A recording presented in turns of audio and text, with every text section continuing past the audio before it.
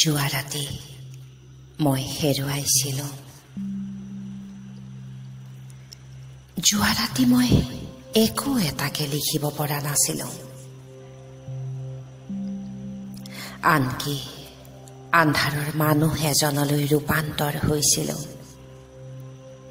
আৰু বাথৰুমৰ দৰ্জাখন শব্দ নোহোৱাকৈ খুলিবলৈ যত্নপৰ হৈছিলোঁ বাৰম্বাৰ।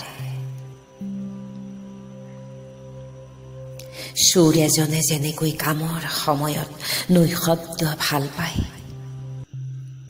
যোৱা ৰাতি সুৰ এজনৰ আচৰণ কৰিছিলোঁ। আনকি ফু মাৰি কেৰাচিনৰ লেম্পৰ পোহৰ নোহোৱা কৰিছিলোঁ। এজন মানুহৰ ভিতৰত থাকে আৰু বহুত মানুহ। মোৰ আইৰ ভিতৰত থকা মানুহজনীয়ে টেৰিলিনৰ চাৰ্টটোত বেজিৰে সূতা গাঁঠি দিছিল।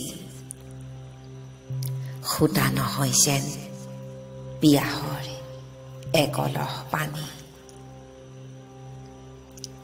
আয়ে বেজিৰ মূৰত লৈছিল ৰাতি 12টাত। যোৱা ৰাতি সুৰ এজনৰ দৰে ভাল পাইছিলোঁ নৈশব্দ। মোৰ ভিতৰৰ মানুহটো আছিল মৃত। বেজিৰ খুঁচনিয়ে যাক জগাব পৰা নাছিল। যোৱা ৰাতি মোৰ কোনো আকাংক্ষা নাছিল। আটাইতকৈ ওখ মানুহৰ সপোনটোৰ কথা পাহৰিছিলোঁ। ৰুগ্ন পিতাইৰ বুকুৰ ধপধপনিৰ শব্দ, নাৰীৰ অগণিত অংক আধাতে হেৰুৱাইছিলোঁ। যোৱা ৰাতি মই আৰু বহুত কিবাই হেৰুৱাইছিলোঁ। আন্ধাৰত মানুহ এজন শোৱাৰ সময়লৈ যিমানখিনি হেৰুৱাই, নিশ্চয় এজনে আৰু হেৰুৱাইছিলোঁ আমাৰ ঘৰৰ ভিতৰৰ মানুহবোৰ। অনিদ্ৰা এনেকৈয়ে বাঢ়ে বুকুৰ মাজৰ শিৰিষ গছবোৰৰ কঁপনি আৰু অদৃশ্যৰ শীতল জুই।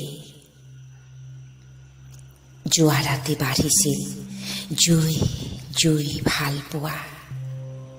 মই শিলৰ চশমা এযোৰ পিন্ধিছিলোঁ। শিলৰ বিচনাত পৰি আছিলোঁ। অমেৰুদণ্ডী শামুকবোৰ পৰি থাকে সাগৰৰ তীৰত, যিদৰে শিল হোৱা হাতেৰে একো এটাকে লিখিব পৰা নাছিলোঁ। আনকি ভবা নাছিলোঁ শিলবোৰৰ এটা আয়ুস থাকে, ভাঙি শেষ নোহোৱালৈ।